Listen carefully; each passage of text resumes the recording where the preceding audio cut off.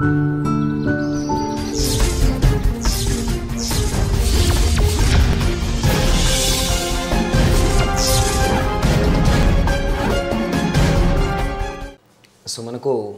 ఢిల్లీలో కాలుష్యం అనేది విపరీతంగా పెరిగిపోతుంది.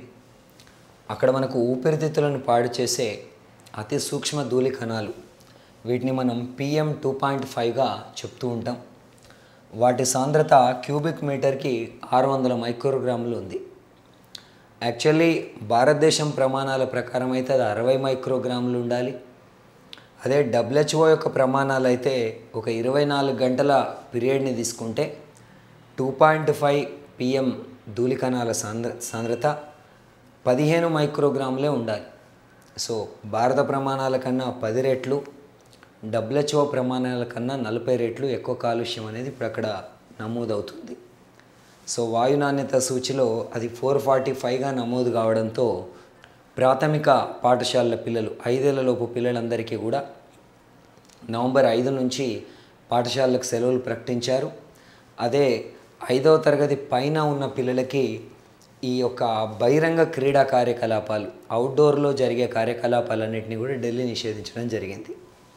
సరే, కాలుష్యం ఎప్పుడు ఉందనేది తెలిసిందే. అయినా నవంబర్ 3న ఈ పంజాబ్లో వ్యవసాయ వ్యర్థాలు తగలబెట్టిన ఘటనలు 2666 నమోదైతే నవంబర్ 2న ఈ సంఖ్య 3634, 3634 ఘటనలు నమోదైనాయి. సో ఈ నేపథ్యంలో ఢిల్లీ ఆ నిర్ణయం తీసుకోవటం జరిగింది. రాష్ట్ర ప్రభుత్వ ఉద్యోగుల్లో కూడా ఒక 50% మందికి వర్క్ ఫ్రమ్ హోమ్ అవకాశాన్ని ఢిల్లీ ప్రభుత్వం కల్పించింది. అలాగే ఢిల్లీలో వాయు కాలుష్యం పైన సుప్రీంకోర్టులో కూడా ఒక ప్రజా ప్రయోజన వ్యాజ్యం దాఖలైంది. దాని మీద నవంబర్ 10న విచారణ జరగబోతున్నట్టు అవుట్ గోయింగ్ ప్రధాన న్యాయమూర్తి జస్టిస్ యుయు లలిత్ ప్రకటించడం జరిగింది. ఇక గాల్వాన్ లోయ ప్రాంతంలో 2020 ఘటనలు మనకు తెలిసిందే. అప్పుడు కల్నాల్ సంతోష్ కుమార్ ఇట్లాంటి వాళ్ళ పోరాటం. సో భారతదేశంతో ఆ ఘర్షణల్లో పాల్గొని ఉన్న వ్యక్తులకి సంబంధించి ఒక విద్వేషితపూరిత నిర్ణయాన్ని షీ జిన్పింగ్ సర్కారు తీసుకుంది. ఆ రోజు ఘటనలో 4 చైనా సైనికులకు మరణించారు. చాలామంది ఉన్నారు పై స్థాయిలో. ఈ షింజియాంగ్ను టిబెట్ను అనుసంధానం చేసే జాతీయ రహదారి వెంబడి గ్రామాలకి అలాగే 19 వంతెనలకి వాళ్ళ పేర్లు పెట్టడం జరిగింది. సో మనకు గాల్వాన్ ఘర్షణలో చైనా దళాలకు నేతృత్వం వహించి భారత సైనికుల ఎదురుదాడిలో తీవ్ర గాయాల పాలైన వ్యక్తే కమాండర్ క్వి ఫాబో. సో ఈయన యొక్క ఇటీవల మన communist party of China Congress సమావేశంలో ఆయన అతిథిగా హాజరయ్యారు. ఆ సమావేశంలోనే ఈ నిర్ణయాన్ని తీసుకోవడం జరిగింది. చైనా భారీ స్థాయిలో ఒక 35 నుంచి 40 మంది వరకు మరణించారని భారత్ అండ్ ఆస్ట్రేలియా ఇట్లాంటి దేశాలు ధృవీకరించడం జరిగింది ఈ ఘటనలో. ఇక మనకు ఆసియా స్క్వాష్ అనేది చేయంగ్జూ అనే ప్లేస్ దక్షిణ కొరియాలో ఉంటుంది. అక్కడ మనకు ఆసియా స్క్వాష్ అనేది జరిగింది. ఫస్ట్ టైం ఇందులో భారతదేశం విజేతగా నిలిచింది. లాస్ట్ 2 టైమ్స్ ఈ పోటీలో భారతదేశం రన్నర్గా రజత పథకాలను సాధిస్తే మొట్టమొదటిసారి మనం విన్నర్గా నిలిచాం. సో మనకు నిన్న జరిగిన ఫైనల్లో భారత్ 2-0తో కువైట్ను ఓడించింది. సో 2-0 అంటే 2 మ్యాచ్ల్లో మనం నెగ్గామని అర్థం. 3వ మ్యాచ్ అవసరం ఏర్పడలేదు. రమీత్ టండన్ అలీ అరమోజీ పైన మొదటి మ్యాచ్లో గెలిచాడు. రమీత్ టండన్, అలీ అరమోజీ. ఇక భారత కెప్టెన్ సౌరభ్ ఘోషల్ రెండవ ఫైనల్లో అమార్ అల్తామిమి పైన గెలవటం జరిగింది. దీంతో భారత్ తొలిసారిగా ఆసియా స్క్వాష్ విజేతగా నిలిచింది. మరోవైపు మహిళల స్క్వాష్ టీం ఈ పోటీల్లో కాంస్య పథకాన్ని సాధించింది. ఇక టీఐఎఫ్ఆర్ అంటాం. టీఐఎఫ్ఆర్ అంటే Tata institute of fundamental research. So Tata institute of fundamental research వాళ్ళు ఇప్పుడు ఒక కార్యక్రమం బెలూన్ ఫ్లైట్స్ అనే ఒక కార్యక్రమాన్ని మొదలుపెట్టారు. సో ఇది నవంబర్ నుంచి ఏప్రిల్ వరకు మనకు మొత్తం కూడా ఈ వాతావరణ సమాచారాన్ని సేకరించడమే వీళ్ళ యొక్క పని. దీంట్లో భాగంగా నవంబర్ 21 నుంచి 26 ఆ మధ్యలో మొట్టమొదటి బెలూన్ని 800 కిలోల బరువు గల మొట్టమొదటి బెలూన్ని టిఐఎఫ్ఆర్ గగనతలంలోకి ప్రయోగించబోతుంది. కార్యక్రమం పేరు బెలూన్ ఫ్లైట్స్. ఇక ఫ్రాంక్ఫర్ట్ అనే ప్లేసు జర్మనీలో ఉంది. ఆ ఫ్రాంక్ఫర్ట్లో సిఎఫ్హెచ్ఐ ఫార్మా అవార్డ్స్ అనేటి మనకి ఇప్పుడు ఇవ్వడం జరిగింది. ఆ ఫార్మా అవార్డ్స్లో సిఇఓ ఆఫ్ ద ఇయర్, ఈ CEO of the year award ఒక తెలుగు వ్యక్తికి లభించింది. ఆయన పేరు Manni Kantipudi. So Aragen life sciences అనే సంస్థకి ఆయన అధిపతిగా పనిచేస్తున్నారు. ఆయనకి అవార్డు లభించడం జరిగింది. ఇక నవంబర్ 3-4 తేదీల్లో G7 విదేశాంగ మంత్రుల సదస్సు అనేది జరిగింది. ఈ విదేశాంగ మంత్రుల సదస్సు కూడా మాన్స్టర్ అనే ప్లేస్లో జరిగింది. సో రష్యా పైన ఆంక్షలు కొనసాగిస్తున్నట్లు ఈ G7 విదేశాంగ మంత్రుల సదస్సు ప్రకటించింది. G7లో ఉన్న దేశాలన్నీ ఇందులో పాల్గొన్నాయి. 7 దేశాలు, సంపన్న పారిశ్రామిక దేశాలు, America, Britain, Canada, France, Germany, Italy, Japan, ఈ దేశాలన్నీ కూడా దీంట్లో పాల్గొనడం జరిగింది. ఇక ఆసియా అండర్-14 గ్రేడ్ 1 టెన్నిస్ ఛాంపియన్షిప్ అంటాం. ఈ టెన్నిస్ ఛాంపియన్షిప్లో ఒక తెలుగు కుర్రాడు సామల శౌర్య స్వర్ణాన్ని సాధించడం జరిగింది. ఈ పోటీలు మనకు పంజాబ్లో ఉండే జలంధర్లో జరిగాయి. ఈ పోటీల ఫైనల్లో అతను లెవిన్ అనే వ్యక్తి పైన నెగ్గడం జరిగింది. తద్వారా ఆసియా టెన్నిస్ ఛాంపియన్గా అవతరించడం జరిగింది. ఇది కంటిన్యూషనే. ఇజ్రాయెల్లో చాలా కాలంగా కొనసాగుతున్న రాజకీయ ప్రతిష్టంభన దాదాపు ఎట్టకేలకు ముగిసింది.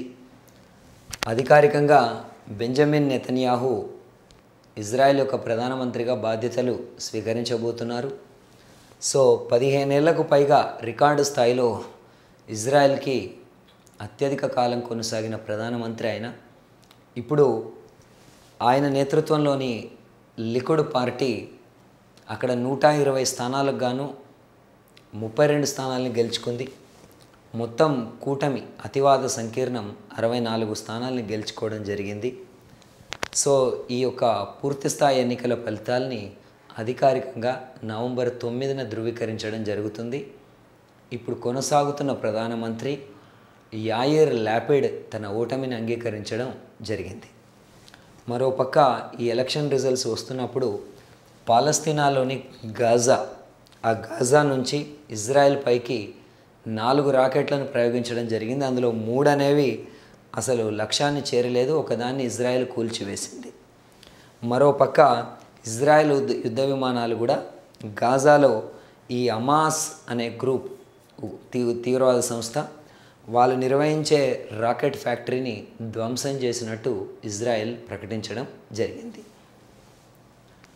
ఈ రోజున అంటే నవంబర్ 6న మనకు ఐక్యరాజ్యసమితి వాతావరణ మార్పుల సదస్సు, దీన్నే మనం UNFCCC అంటాం. United nations framework convention on climate change అంటాం. వాళ్ళ యొక్క భాగస్వామ్య పక్షాలు దాదాపు 200 దేశాలు ఉన్నాయి.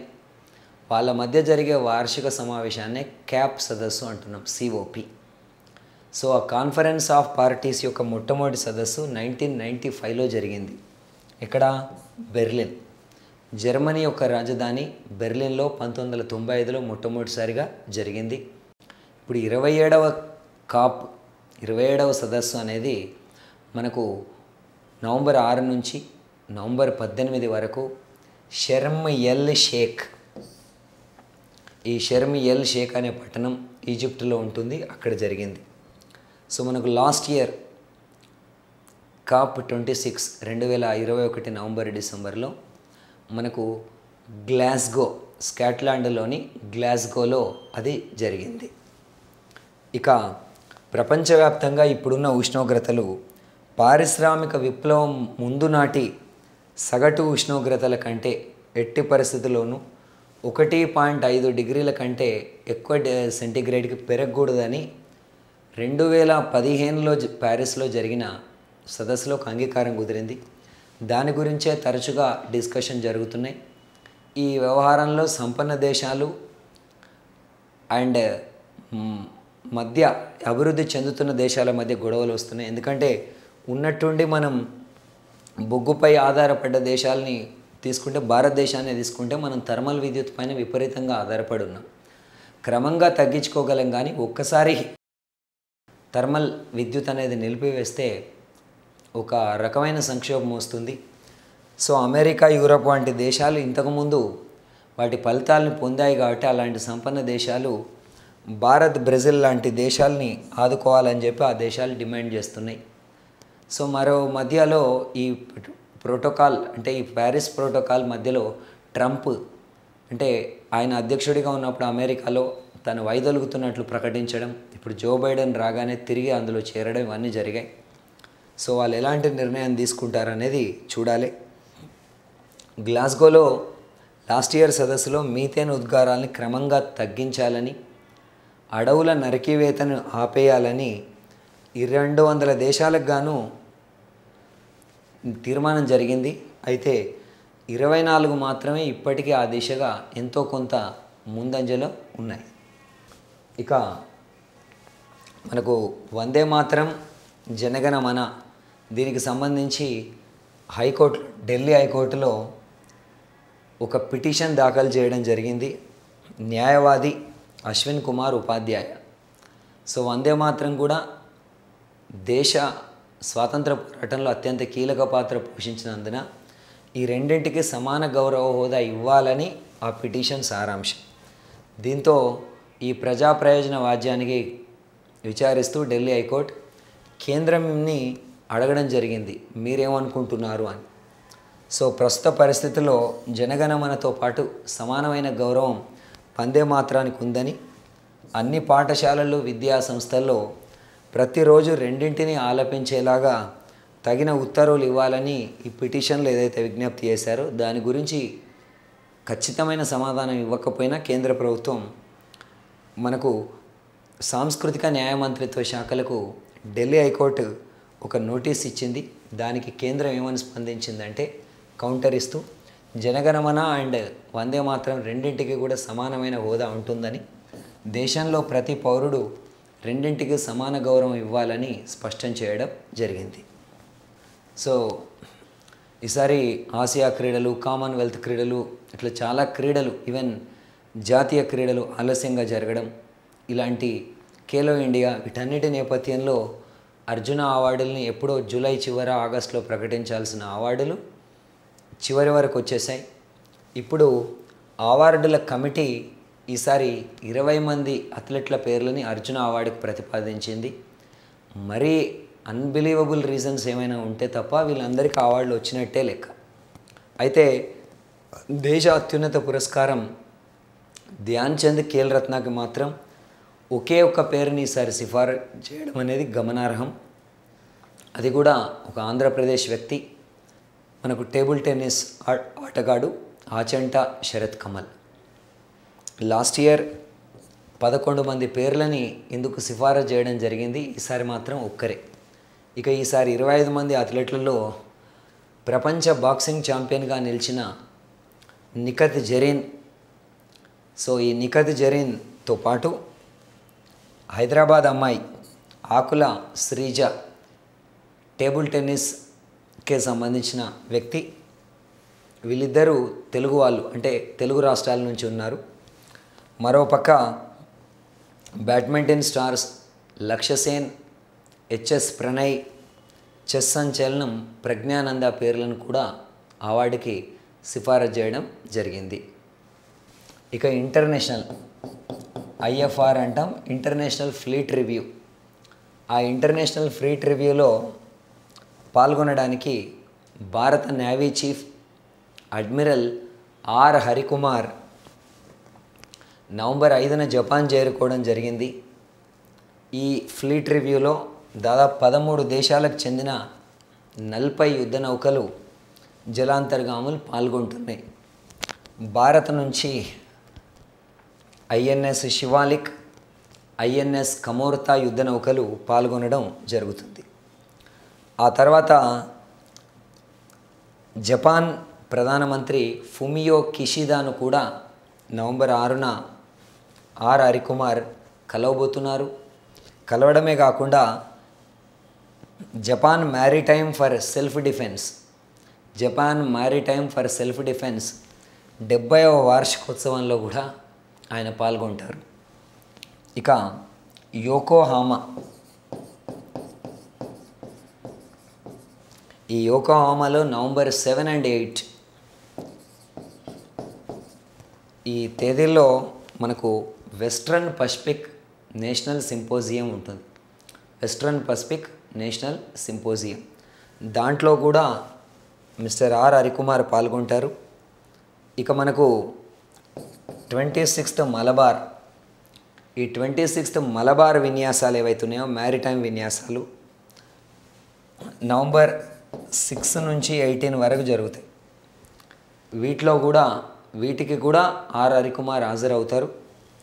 ఈ యొక్క Bharat, Japan, USA and Australia ఈ 4 దేశాలు కూడా మలబార్ విన్యాసాల్లో పాల్గొంటాయి. ఈసారి అవి యోకోహామాలో జరుగుతున్నాయి. ఇక ఇండో పసిఫిక్ ఎండేవర్ లేదా ఐపీఈ అంటాం. ఆ ఐపీఈ భారత్ ఆస్ట్రేలియా రక్షణ దళాల మధ్య నిర్వహించారు. ఇది ఒక మ్యారిటైమ్ ఎక్సర్సైజ్. ఈ ఎక్సర్సైజ్ విశాఖలో జరిగింది అక్టోబర్ 30 నుంచి నవంబర్ 5 వరకు. ఈ విన్యాసాలు ఇప్పుడు ముగియటం జరిగింది. సో రాయల్ ఆస్ట్రేలియా నేవీకి చెందిన ఒక నౌక పేరు HMAS అడిలైడ్.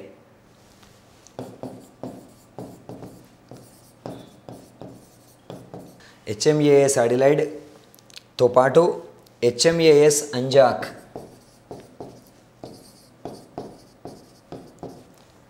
వీటితో పాటు భారతదేశానికి చెందిన ఐఎన్ఎస్ జలాశ్వ, ఐఎన్ఎస్ కవరత్తి ఈ యుద్ధ నౌకలు కూడా ఈ విన్యాసాల్లో పాల్గొనడం జరిగింది.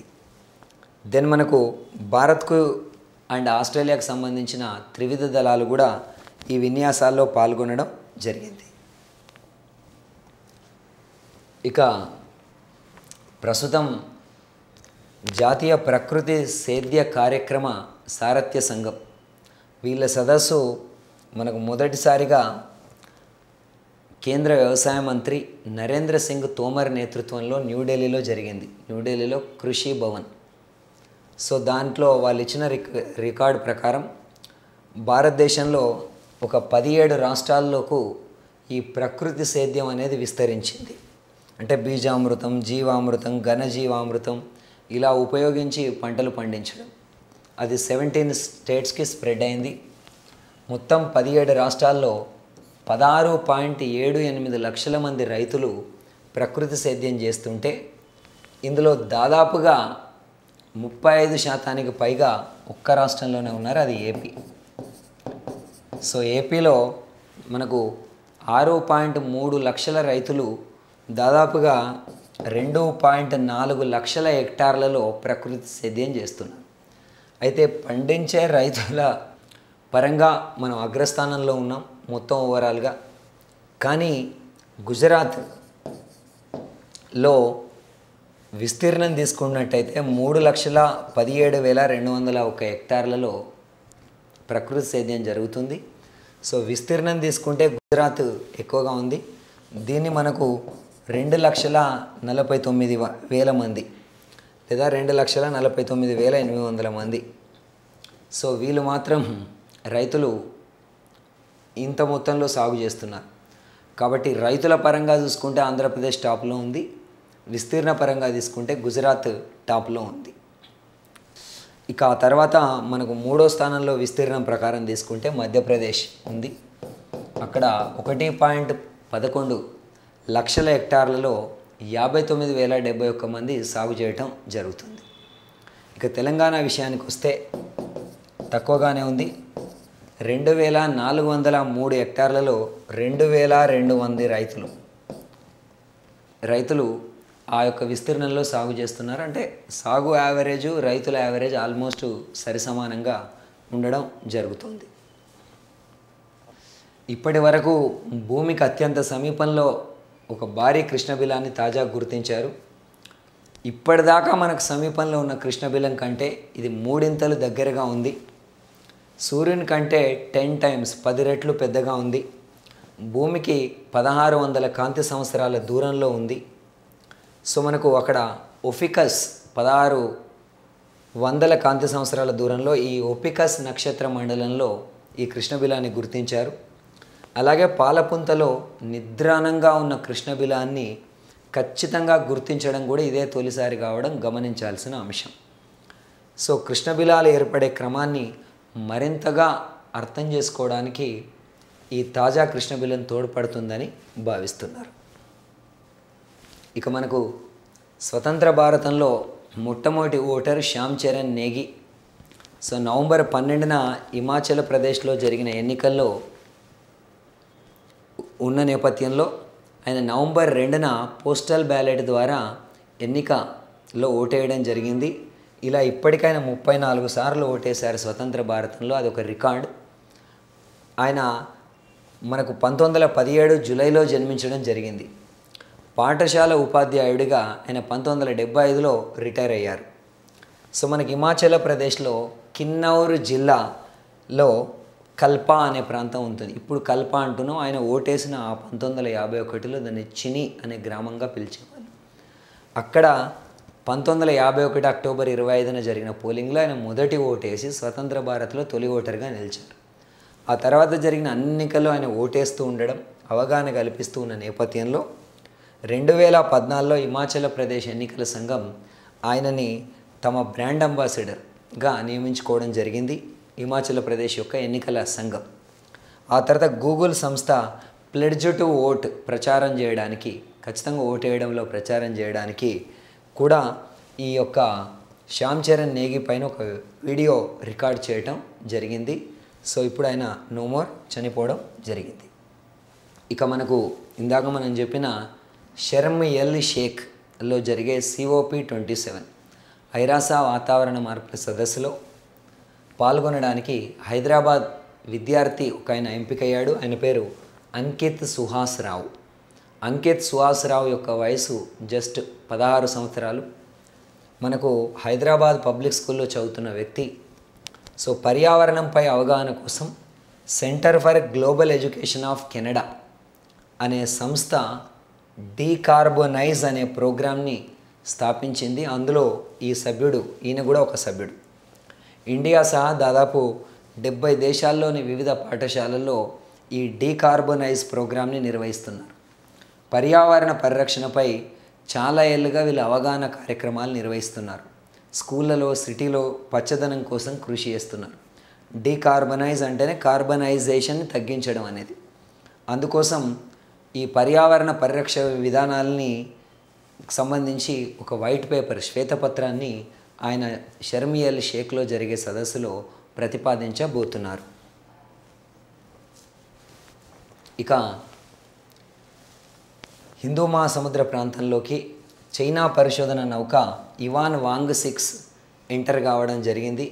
దీంతో భారతదేశం నవంబర్ 10, 11 తేదీల్లో దీర్ఘశ్రేణి బాలిస్టిక్ క్షిపణి, సో లాంగ్ రేంజ్ LRBM అంటాం, లాంగ్ రేంజ్ బాలిస్టిక్ మిసైల్ ప్రయోగం నిర్వహిస్తున్నట్టు ఇంతకుముందే మనకు ఒక నోటీస్ ఇచ్చారు. నోటీస్ టు ఎయిర్మెన్ అంటాం. అంటే ఆ సందర్భంలో గగనతలంలో ఏమి ఎగరకుండా చూడడానికి. అయితే సరిగ్గా ఈ ప్రయోగానికి కొద్ది రోజుల ముందే ఈ ఇవాన్ వాంగ్ 6 అనే నౌక హిందూ మహాసముద్రంలో ప్రవేశించడం పైన భారత్కి అనుమానాలు ఉన్నాయి. దాదాపు 22,000 టన్నుల బరువున్న ఇవాన్ వాంగ్ 6 పరిశోధక నౌకే అని చెప్పేసి చైనా చెప్తుంది. కానీ దానికి శక్తివంతమైన యాంటెనాలు, అత్యాధునిక నిఘా సాంకేతిక వ్యవస్థ, బాలిస్టిక్ క్షిపణులను ట్రాక్ చేయగలిగే సామర్థ్యం కూడా ఉంది. ఉపగ్రహాలని పర్యవేక్షించగలిగే స్పెన్సర్లు కూడా ఉన్న నేపథ్యంలో మన పైన నిఘా కోసమే అది వచ్చింది అని భారతదేశం అనుమానం వ్యక్తం చేస్తుంది. అయితే ఈ IOR ఇండియన్ ఓషన్ రీజియన్లో ఇది చైనా చేస్తున్న మొదటి ప్రయత్నం ఏం కాదు.